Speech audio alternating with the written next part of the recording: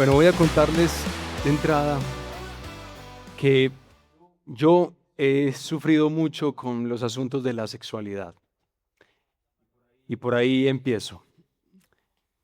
No ha sido fácil para mí, por circunstancias que en esta ocasión no podré compartirles, pero podría hacerlo en otras. Y voy a decirles parte de mis aflicciones y sufrimientos. Por ejemplo, cuando yo estoy en la ciudad y siento la cantidad de estímulos sexuales que hacen que yo tenga que luchar para conservar mi mente y mi corazón en integridad. Y eso me fatiga, me cansa. Yo siento que eso realmente es fuerte para mí. Gloria al Señor si para ti eso realmente es algo que suena extraño, lo que estoy diciendo en este momento. Me encantaría que para muchos de ustedes así fuera. Mm, Para mí no lo ha sido. Y yo hace varios años atrás tuve un viaje, hice un viajecito a Canadá eh, y fui por 15 días a Canadá y yo me hice el siguiente propósito. Sí, yo dije, voy a contar, estando en ese lugar, a lo largo de todos estos días que voy a permanecer allá, todas las ocasiones en las que algo me genere un estímulo sexual. Y bueno, llegué a Canadá, muy bonito, Vancouver, muy bonito. Y 3 días, 4 días, 5 días, una semana, 2 semanas estuve allá, un poquito más de 2 semanas. Y les cuento, muchachos, que estando en Canadá, yo pude contabilizar 2, máximo 3 estímulos sexuales que haya tenido. Bien, yo estaba empezando a notar que había una gran diferencia entre allá y acá. Pero dije, llegué al aeropuerto José María Córdoba. Bien, llegué al aeropuerto feliz. Ustedes saben que no hay nada mejor que cuando uno se va a pasear y es que, ¿qué? Volver a la casita, por supuesto que sí. Y yo bajando del aeropuerto, esas curvas hermosas de la Avenida de Las Palmas y la ciudad por allá. Pero yo me había hecho la propuesta y el propósito de contabilizar en la bajada hacia mi casa los estímulos sexuales. Recuerden, en todos los 15 días que estuve en Canadá, 3 estímulos sexuales recibí. Desde el aeropuerto José María de Córdoba hasta mi casa conté 10. ¿De acuerdo? En un trayecto tal vez de 1 hora. Entonces, pues la verdad, a mí se me hizo pensar eso. Me hizo pensar que posiblemente nuestra amada ciudad de Medellín, y no estoy diciendo que otros lugares no sean así, no sé, tal vez sí. Yo conozco algo de Medellín, que estamos mal. Yo entiendo los fines de lucro que se persiguen al explotar nuestras pasiones, deseos, la sexualidad de nosotros, desatarla. Yo sé que detrás de eso hay un fin, ¿cierto? Platica lo que se pretende. Y por eso sé que asociar un estímulo sexual a un producto hace que cada vez que tú tengas un estímulo sexual, entonces pienses en ese producto. Toda esa maquinaria tremenda que se emplea también para que nosotros consumamos y hagamos las cositas que a veces hacemos, pero la verdad en el proceso sufrimos. En nuestra ciudad hay algo que no está bien y es altamente probable que en ti también esté pasando lo mismo si eres de acá, de esta ciudad. Yo quiero proponerles en estos minutos que espero compartir con ustedes, chicos, un intercambio lamentable. Cuando la sexualidad se mueve de actividad a identidad. Y vamos a ver cómo nos va, por la gracia del Señor. Lo primero que vamos a hacer es tratar de recordar la belleza del acto sexual. Despiértense pues, ¿de acuerdo? Ojo pues. La belleza del acto sexual. Por ahí vamos a empezar.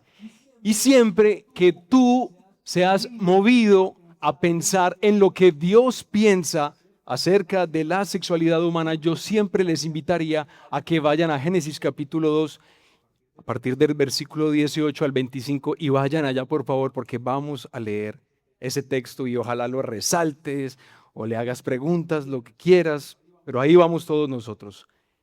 Génesis capítulo 2 desde el versículo 18.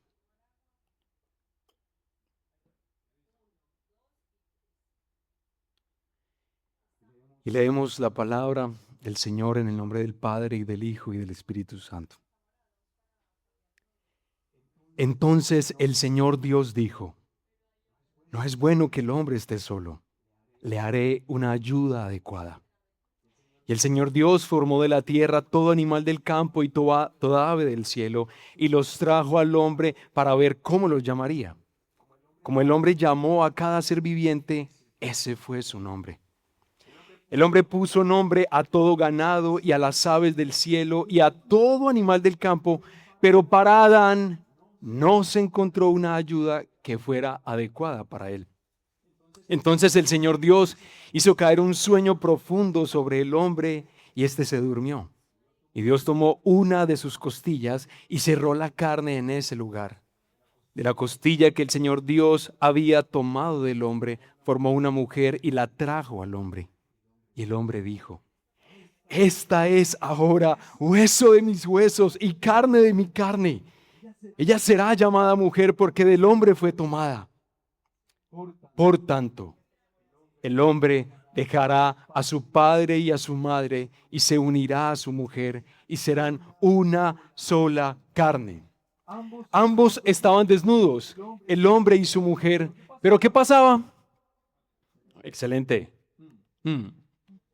No se avergonzaban. Chicos, nuestro Dios ha venido ampliando la belleza y la diversidad de su mundo. Ahí en Génesis 1 y 2, el sol, la luna, estrellas, vegetales, frutas, animales acuáticos, aéreos, terrestres y Adán, el primer ser humano. Y aunque es tan variada y tan rica toda esa creación, nos dice el texto bíblico que para Adán no se halló una ayuda idónea con todo lo bueno que Dios había hecho. Así que Dios, que es tan especial, se pone los guantes de cirujano, ¿sí o qué? Hace dormir a Adán, le extrae una costilla y a partir de ella forma un nuevo ser. ¿Quién? Nuestra primera mamá, Eva. Cuando Adán despierta de la anestesia y el Señor le presenta a ese precioso ser que Él acaba de crear, así como esos papás en las bodas, ¿recuerdan? Los papás que van llevando a sus hijas a presentárselas al esposo, más o menos así. Adán, medio chorreando la baba, recita ese primer poema que se registra ahí. Primer poema de amor o piropo. Esta es ahora hueso de mis huesos y carne de mi carne. En ningún otro ser de toda esa hermosa creación hay lo que Adán reconoce en Eva. Ella sí es para él. Al verla, él sí se identifica con ese ser recién creado. Entonces, lo que en un sentido Adán experimenta al encontrarse con Eva es lo que cualquier enamorado reconoce en su amada, que lo complementa, ¿no? Esa belleza de momento. Bien, recuerden que se está dando un encuentro aquí. Entonces, después del nerviosismo, de la emoción, de los sueños, del deseo que evidentemente Adán expresa también, del deseo, entonces se le dice a esta pareja algo que es muy interesante y vamos a tratarlo paso por paso. Dice: por tanto el hombre dejará a su padre y a su madre y se unirá a su mujer. Y ambos, ¿qué? Serán una sola carne. Bien, este encuentro entre dos seres que se aman y se desean tiene varias implicaciones. Oiga pues, ahí hay un encuentro y ese encuentro entre estos dos seres va a tener implicaciones que Dios expresa a continuación. En primer lugar, ¿qué se dice? Dejará a su padre y a su madre. La despedida de aquellos primeros vínculos sociales con papá y con mamá. Es decir, la aceptación de un nuevo orden social y familiar se está dando allí, se va a dar allí. Cuando yo he solemnizado algunas bodas que me ha tocado, hay un momento que a mí me encanta, pero a la gente le choca, pues, algunos, ¿de acuerdo? ¿Qué ha sido? Que bien avanzados en la solemnización de esa preciosa boda, yo le digo al novio y a la novia, en un momento les digo, por favor, ha llegado el momento en que ustedes se acerquen a sus padres y se despidan de ellos. Entonces como que se miran raro, ¿cierto? Como que, pero ¿cómo así? Sí, tomen un minutico, yo le digo inclusive a los de la música que me ayuden con el piano para que sea un poquito más sentida la cosa. Y entonces van y como que ellos no tenían planeado eso y entonces empiezan a llorar ahí. Y después, cuando todo termina, la solemnización y estamos en el cóctel, todo rico, chévere ahí, la gente se me ha acercado. En casi todos los matrimonios se me acercan a decirme, pastor, ¿por qué es tan cruel? O sea, le parece muy horrible lo que está haciendo ahí. No. Esos dos seres deben aceptar una pérdida mutua. ¿Cuál? El lugar de mayor seguridad. El hogar. Se pierde de alguna manera, pero se pierde para construir uno nuevo. ¿Qué dice? Dejará a su padre y a su madre.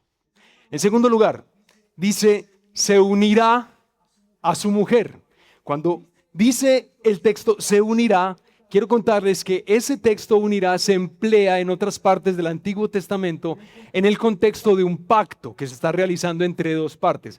Es decir, cuando se habla de unirá a su mujer, se está hablando de un compromiso, de una promesa, o como llamamos el pacto matrimonial. De ahora en adelante, el hombre tiene una obligación hacia la mujer. ¿Cuál es la obligación? Permanecerá con ella. Pero también la mujer, desde ese instante en adelante, tendrá un deber hacia el hombre. ¿Cuál? Permanecerá con él.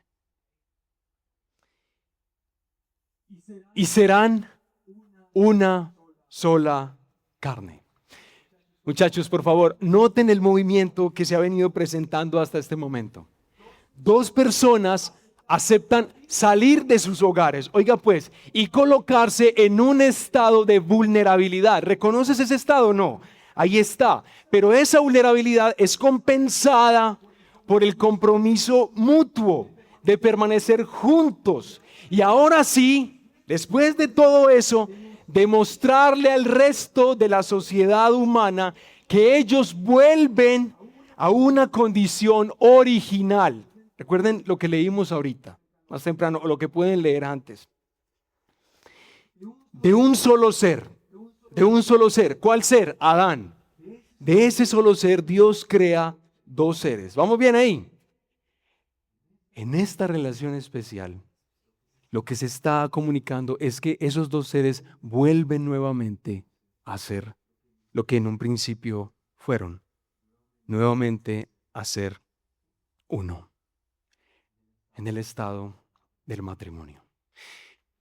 Bien, chicos, justo ahí, con todo lo que he dicho, nada de lo que he dicho se puede desprender de lo que sigue a continuación. Justo ahí, en ese punto del romance que hay entre Adán y Eva, el romance y el compromiso. Justo en el momento de la pasión y del deber es que Dios da al ser humano el sexo. Lo otorga, lo da. El órgano genital masculino y el órgano genital femenino en su unión y complemento demuestran a lo largo de todos los años de ese matrimonio que ya no son más dos, sino uno. Eso es lo que son. El acto sexual entre cónyuges es la expresión visible y la expresión sensorial de una realidad que no es visible, ser uno. Y todo eso acompañado de la excitación y el placer que Dios nos ha querido dar para nuestro bien, nuestra alegría. Mm. Bueno, muchachos, yo no sé qué ideas tú tienes acerca de qué es lo que Dios piensa del sexo. No sé cuáles serán. Puede ser que tal vez tú, por razones de tu historia de aprendizaje, pudieras pensar que Dios ve el sexo como una actividad que es mundana. Puede ser que sí. Tal vez esta generación no tanto así, pero algunos aquí pudieran llegar a pensar eso. Otros tal vez pudieran llegar a pensar que Dios no es tampoco pues tan así, tampoco es que lo piense así, pero básicamente Dios tolera la sexualidad entre un cónyuge, entre cónyuges, entre el esposo y la esposa. La tolera porque básicamente ese es el medio por el cual el mundo puede llegar a ser poblado. Entonces, bueno, pues, mal necesario, ¿no? Puede ser que así sea tu lectura. O pudiera ser, muchachos, que ustedes piensen que Dios no tiene problema en cómo vivas la sexualidad. Lo importante es que la vivas con amor. No sé si tú estás enredado en alguna de estas ideas o en otras que no son verdad, porque no lo son, muchachos. Pero recuerda lo siguiente, recuerda esto, por favor. La sexualidad humana fue pensada y fue dada por Dios. Y Él mismo es quien nos dice su valor, su ejercicio y su límite. Con toda la belleza que eso trae. Yo quiero ayudarles un poquito con imágenes. Así que las imágenes son muy importantes, no acostumbro a usarlas, pero aquí va una, la primerita. Gracias, excelente. ¿Quieren comer? Mm. Ahí está, ahí está el pastel. El pastel espectacular, lindo, hermoso. Lo que quiero pedirles, chicos, es que ustedes miren ese pastel y cuando miren ese pastel, entonces empiecen a pensar en que justamente esos son todos los componentes que tratamos de mencionar acerca de la relación que se da entre un hombre y una mujer que se comprometen a permanecer juntos para siempre, hasta que la muerte los separe. Toda la riqueza, la belleza, la dinámica, las dificultades, todo eso es el pastel. La cereza es qué? ¿Es qué? Gracias. La cereza es el sexo, la sexualidad. Dios la da y es una adición a ese hermoso pastel, pero esa adición, la cereza, embellece el pastel, ¿no? Aporta un sabor distinto, hace que el pastel sepa como medio dulcecito, pero como ácido, y resulta que el pastel se hace más deseable al ver la cereza allí. Bien, vamos a ver si más adelante entendemos la razón de esto. Bien, entonces, ¿qué dijimos? Tratamos de hablar un poquito de la belleza del acto sexual. Sencillito. Pero resulta, chicos, que ustedes que caminan las calles de esta ciudad y de los municipios cercanos saben que la cosa no es así. No funciona de ese modo. Voy a moverme entonces en este momento a esta segunda explicación, atribuyendo al sexo un lugar que no le corresponde. Ustedes, si están ahí siguiendo sus guitas, van a darse cuenta que ahí aparece ese subtítulo. Atribuyendo al sexo un lugar que no le corresponde. Por favor, vamos a leer Romanos capítulo 1, versículo 18 a 27. Romanos capítulo 1, desde el versículo 18.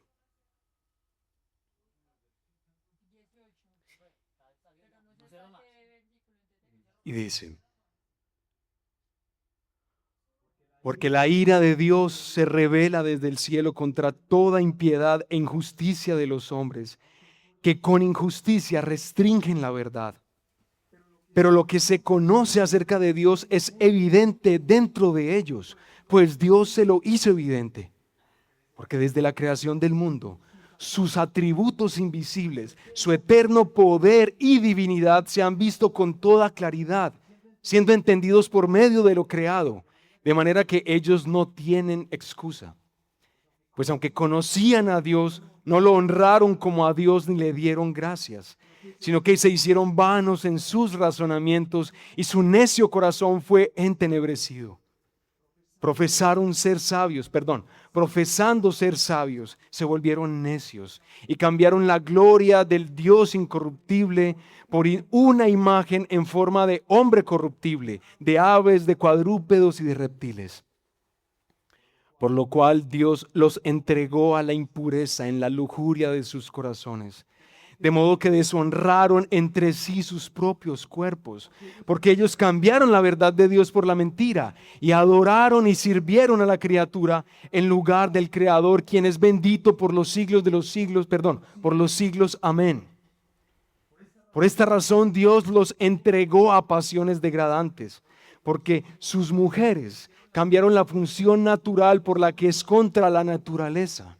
De la misma manera también los hombres, abandonando el uso natural de la mujer, se encendieron en su lujuria unos con otros, cometiendo hechos vergonzosos hombres con hombres y recibiendo en sí mismo el castigo correspondiente a su extravío.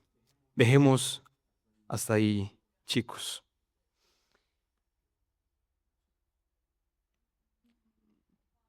Cuando nosotros leemos estas palabras del apóstol Pablo, no sé si te ocurrió, pero creo que fácilmente se puede notar el tremendo cambio que experimentó la sexualidad humana.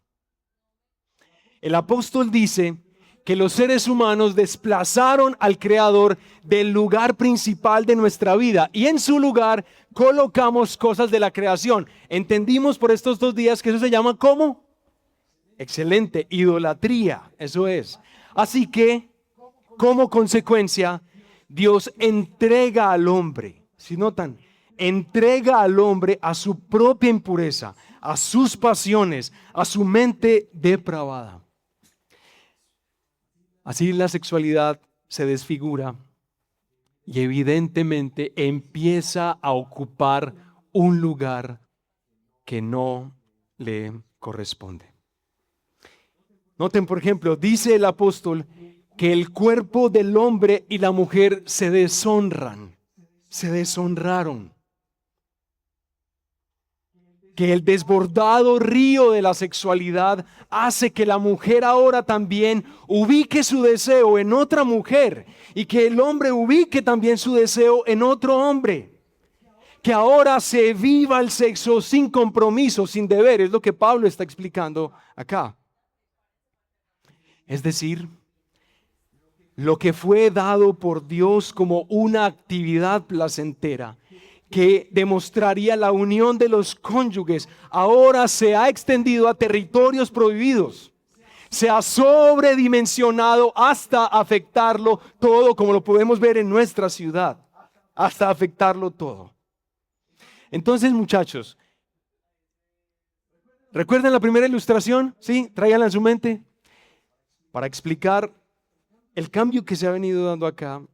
Vamos a ver si esta imagen nos ayuda. Por favor, coloquen la segunda imagen.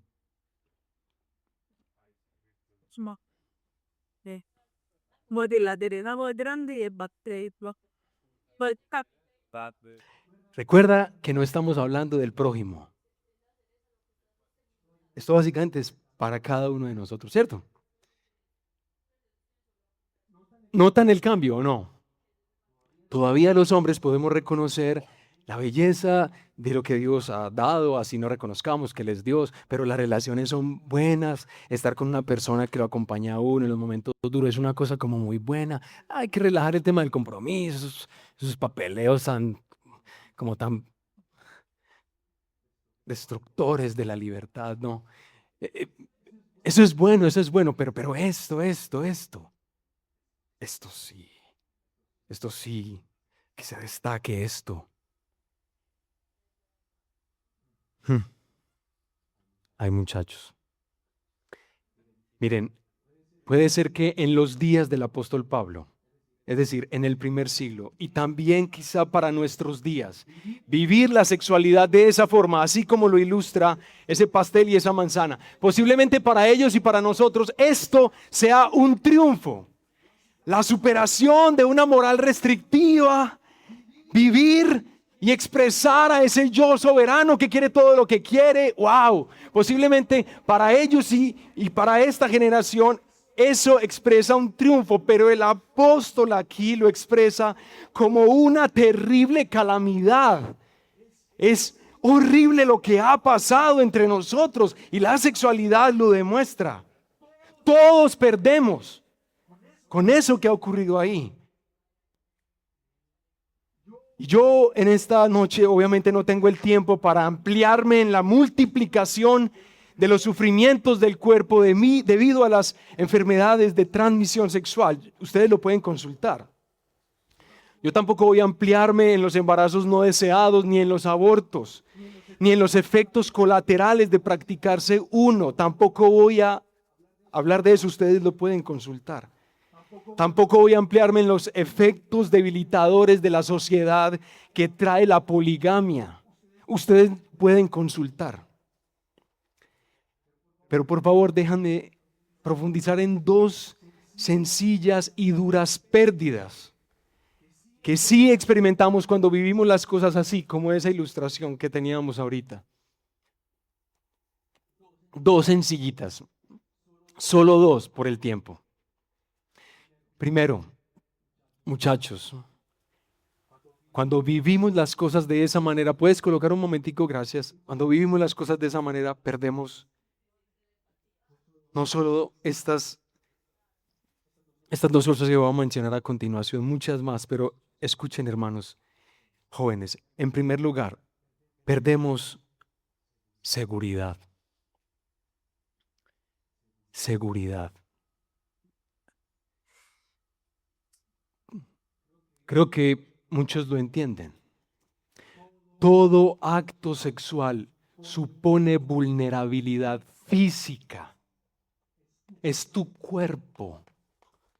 Todo acto sexual supone esa vulnerabilidad. Es más, nosotros nos despojamos de la manera en la que más nos identificamos a nosotros mismos, que es que con la ropa.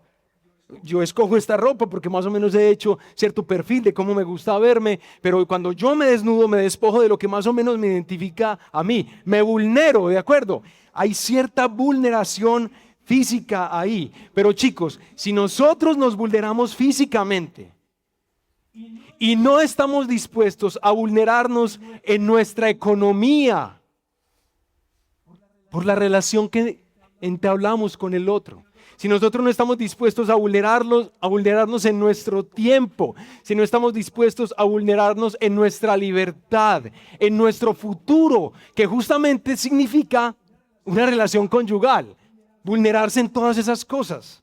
Si nosotros nos vulneramos aquí y no nos vulneramos en estas cosas, chicos, se pierde el elemento de seguridad que pretende traerte el acto sexual, porque eso pretende ¿qué?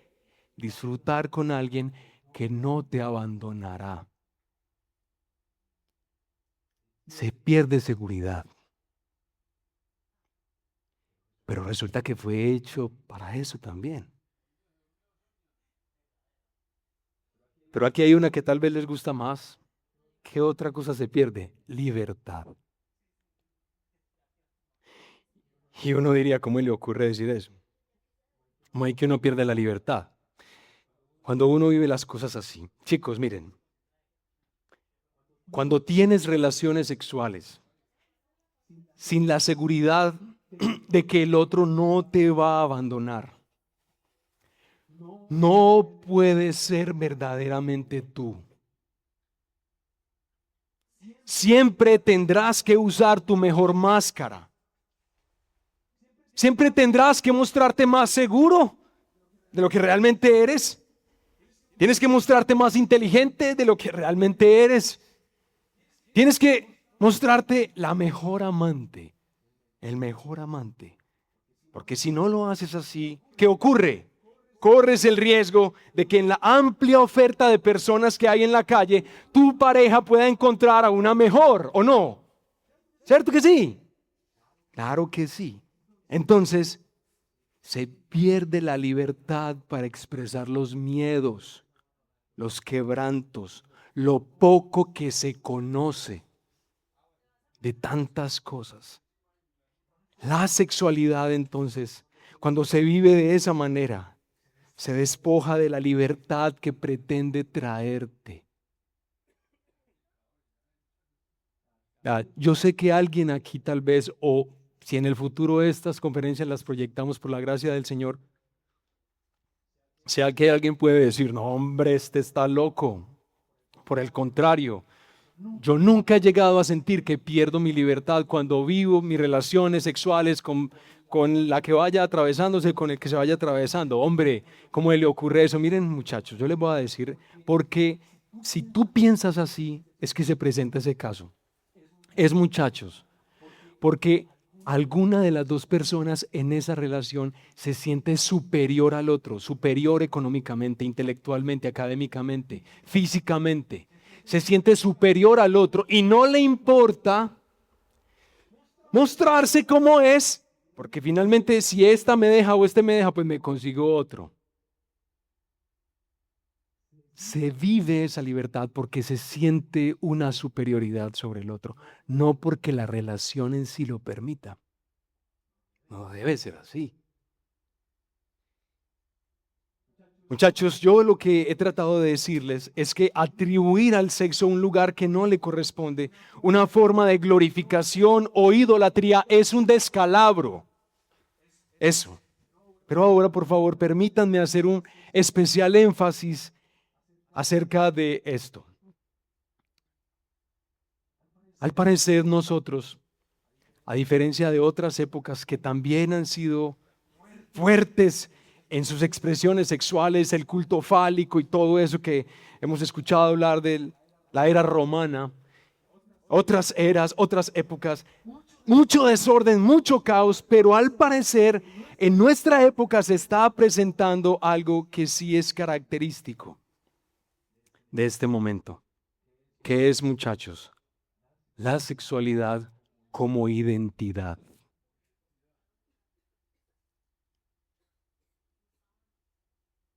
Es decir, la manera en la que nos entendemos a nosotros mismos. El eje de nuestra existencia, la comprensión de sí puesta en la sexualidad. Para continuar con las imágenes, a ver otra vez si nos siguen ayudando. Ahí está, se me adelantaron. Muy bien, gracias. Gracias, hermanito. ¿Sí ven ahí? ¿Estamos entendiendo? Sí.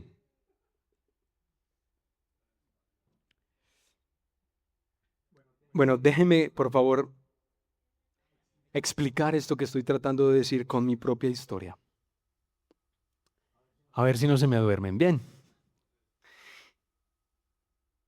¿Cómo les parece, muchachos, que yo llego a la universidad? Como muchos de ustedes están en ese tránsito. Llego a la universidad y yo empiezo a recibir clases de psicoanálisis y empiezo a leer muchos libros de psicoanálisis, especialmente de Freud, pero de otros postfreudianos también. Y yo empiezo en esos estudios y en esas reflexiones y en lo que los profesores nos dan ahí en el aula de clase, empiezo a escuchar de términos que yo nunca había escuchado en mi vida. Por ejemplo, empecé a escuchar acerca de libido, principio de placer, principio de realidad, pulsión, represión, sublimación. Posiblemente para ustedes eso es más familiar. Yo tengo 42 años. Cuando yo pasé por la universidad, para mí eso era nuevo. Posiblemente para ti esas cosas no son nuevas.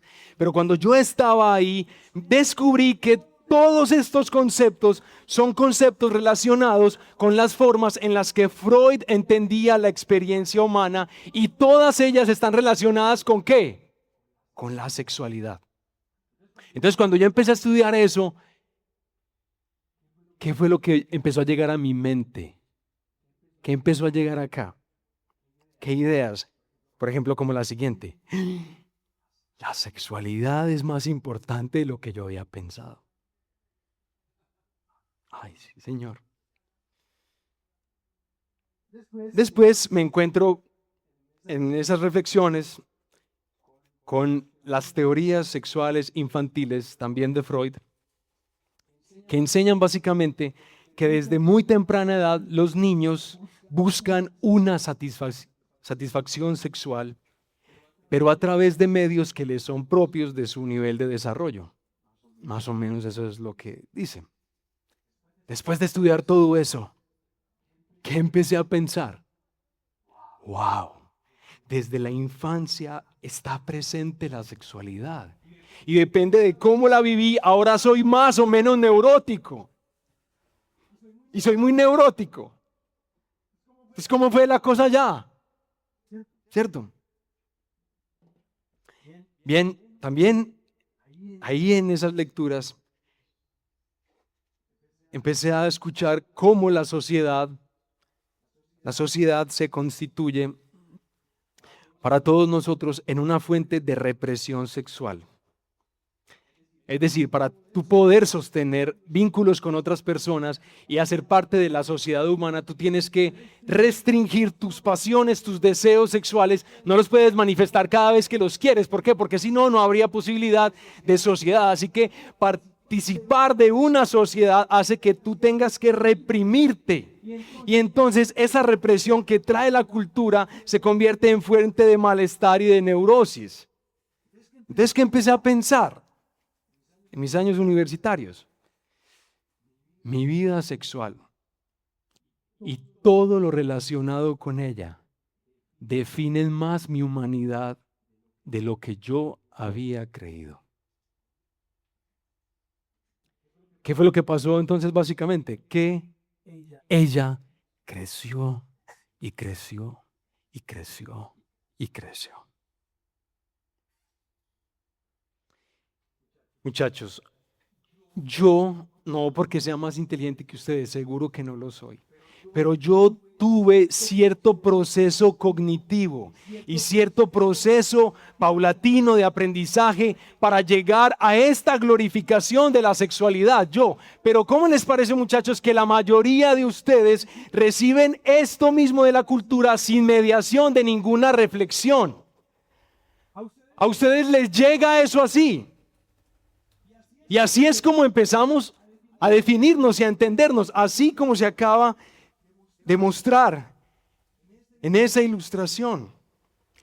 Todos nosotros, chicos, y ustedes, los más jóvenes, por una sencilla participación en los medios de comunicación, por tener redes sociales, por las charlas que sostienes con tus compañeros, por las más rankeadas de las series de HBO y Netflix, tú ya vives en un mundo que entiende mucho de sí por la sexualidad. Entonces nosotros escuchamos hablar de la hipersexualización de la vida. ¿Se han escuchado ese texto, no? Ese término. Hipersexualización de la vida. Vemos personas mayores, adultas, con terror a no poder tener más sexo. ¿Por qué? Porque literalmente el cuerpo se va deteriorando. Porque una enfermedad puede caer sobre nosotros y literalmente ya privarnos de disfrutar de ese bello acto con nuestro cónyuge. Y hay personas que están aterradas, literalmente sienten que se les acaba la vida cuando se acaba esto. Desesperados, consultando aquí, consultando allá, ¿qué se puede hacer? Pero también nosotros vemos jóvenes a quienes se les quiere tal vez hablar de sus expresiones sexuales y uno puede tener un diálogo con ellos, hablarles acerca de eso, y cuando uno les habla solamente una mención acerca de eso, ellos lo viven como algo que los daña por dentro. Cuando uno les invita a pensar tal vez otra cosa, no es simplemente que se les está diciendo que piensen algo que están haciendo. No, a ellos lo que se les está diciendo es: piensa algo que tú eres y tal vez no deberías ser. En todo el centro se les pega. ¿Por qué? Porque hablar de eso ahora es hablar al núcleo de su ser. Y pues yo creo que mucha de la confusión y mucho del sufrimiento juvenil también tiene relación con la presión de hacer de la limitada sexualidad, porque la sexualidad es limitada. Ustedes vieron ahí, limitada como es limitada una cereza. La presión que se ejerce sobre todos nosotros para que algo que es tan limitado nos defina y sea capaz de sustentar nuestra existencia, que demanda más, algo que tal vez no se agote. A eso es a lo que respondemos nosotros, algo que sustente nuestra vida y como que no se agote. No la sexualidad.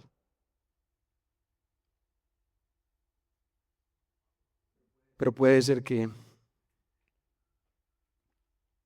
bueno, ahí estemos. Tal vez en este momento tú estás notando un poquito mejor la altura que la sexualidad ha alcanzado en tu vida. Aunque no hayas tenido relaciones sexuales, porque recuerda, no estoy simplemente diciendo que es porque has tenido relaciones sexuales. Posiblemente piensas un poco en esto y descubres que la sexualidad también ha alcanzado alturas tremendas en tu vida. Ahora tal vez ves un poco mejor ese lamentable intercambio de actividad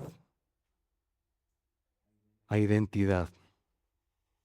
Y obvio, esto ejerce un terrible poder sobre el alma humana. Ya saben, como cualquier cosa de la creación que nos controla, si así ha ocurrido con la sexualidad, entonces podemos decir que se ha convertido en nuestro ídolo. Bueno, muchachos, ¿qué podemos hacer? ¿Qué podríamos hacer nosotros? Eso de mañana. Mm, Ahí es donde yo quisiera, por unos minuticos, hablarte de un amor que nos vuelve a la cordura. Unos minuticos.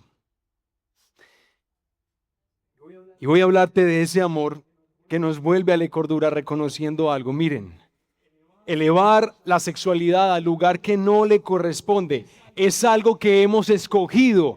Es decir, lo que quiero que entiendas en este momento no es que simplemente tú estás ahí, simplemente de manera pasiva y simplemente eso te llega y tú lo aceptas. No, no. Nosotros hemos escogido que eso alcance las dimensiones que ha alcanzado. Nosotros le hemos entregado nuestra voluntad. Nosotros le hemos dado nuestro amor. Y si eso es así, posiblemente tú ya conoces la tiranía de ver la vida así, de adorar algo así, porque las demandas son horribles. Pero tal vez también entiendes las decepciones que trae, que no te da lo que promete, que parece tan bonito y la propaganda y los videos y todo se ve tan espectacular, pero no, la cosa no es como así. Es que a los dos más les funciona y a mí no me funciona. Puede ser que ves todo eso y lo reconoces y lo aceptes, que tú lo has escogido y necesitas quien te rescate. Entonces yo voy a hablarte de un amor que a mí, a Ronald, me ha cambiado la vida. Y voy a hablarte de él porque también tú lo podrías disfrutar. Ese es el regalo que también tú lo podrías disfrutar. Este amor que es capaz de volvernos a la cordura cuando estamos metidos en estas formas de idolatría, necesariamente tiene que ser paciente. Este amor tiene que ser paciente. Y cuando decimos que es paciente, significa que es capaz de soportar el mal que nosotros traemos. Todo el mal que nosotros traemos a ese amor o a ese que ama. Y no sale corriendo. Y no desespera por lo feo que nosotros le estamos trayendo. Y no simplemente busca eliminarnos. No, este amor, este que ama, es paciente. Y todos los que estamos involucrados en algo así, necesitamos este amor. Pero este amor también se dice que es bondadoso. En todo el servicio que Él va a buscar dar a quienes ahora son el objeto de su amor, siempre perseguirá hacer el bien. Es bondadoso este amor. Este amor no tiene envidia. No quiere quitarte las cosas que son buenas y que disfrutas para luego Él quedárselas. Y por eso es que está buscando cómo conocerte y acercarse a ti. No, este amor no. Este que ama así no. Este amor no es orgulloso. No va a entrar a rivalizar contigo, a competir contigo por quién es mejor, por quién es más capaz. Este amor no se va a inflar para mostrar su grandeza y demostrarte su bajeza. No, este no es así. Este amor, oigan qué belleza, no hace nada indecoroso. Nunca te pedirá algo vil que te deshonre. Te tratará con decoro y con dignidad. Este amor no busca lo suyo. Es decir, nunca va a usarte con propósitos egoístas. Nunca su amor solo se va a tratar de Él. Porque Él no busca lo suyo. Este amor no se irrita. Su trato no es rudo, hostil o tenso. Este amor no toma en cuenta el mal recibido. No es uno, ay, esto tan importante y tan necesario, no, para nosotros. Este amor no toma en cuenta el mal recibido. No es uno que tiene anotado en una libreta las faltas que hemos cometido. Porque Él en el fondo abriga resentimiento sobre nuestra vida. Está resentido, así que por ahí tiene guardadita la lista. No, este amor más bien olvida las injurias sin sentimiento de revancha, porque no toma en cuenta el mal recibido. Este amor nunca trata con injusticia, siempre con verdad. Este amor todo lo sufre. Es capaz de callar ante la falta y cubrir la afrenta. Este amor todo lo cree. No es dado a las suspicacias, a las sospechas, a verlo gris como si fuera negro. No, este amor no es así. Este amor todo lo espera. Siempre aguarda que se restablezca, que mejore una anterior difícil situación, que las cosas se repongan entre ambos. Siempre espera eso. Este amor todo lo soporta, persevera pacientemente ante el peso de las circunstancias. Y este amor nunca deja de ser. Cuando todo lo demás acabe, la juventud, la belleza, el sexo, cuando todo eso acabe, por la muerte o por la vejez o por la enfermedad, este amor será para siempre, sin alteración, sin pérdida. Si me están entendiendo, hermanos, si han prestado atención a lo que hemos hablado aquí, este amor es ¿quién? Este amor es Dios. Dios, que es amor. Este es, y la manera más preciosa de verlo es en su Hijo Jesucristo. El Señor, todas estas cosas que hemos descrito en este momento, el Señor Jesucristo. Ustedes recuerdan a la samaritana, la recuerdan, el encuentro de Jesús con esta mujer. Esta mujer tenía tremendo antecedente. Había tenido cinco maridos y el que tenía como que ya no era su marido, pues es decir, no se había casado con él. Esta mujer tiene un tremendo historial sexual. Lo tiene. Y aunque Jesús reconoce evidentemente eso en esta mujer, Jesús no hace uso de lo que sabe de ella para manipularla, usarla para su interés personal, para su beneficio, para que seguramente una mujer atractiva había tenido 5 esposos, el que tenía no era su esposa, seguramente era una mujer muy bonita.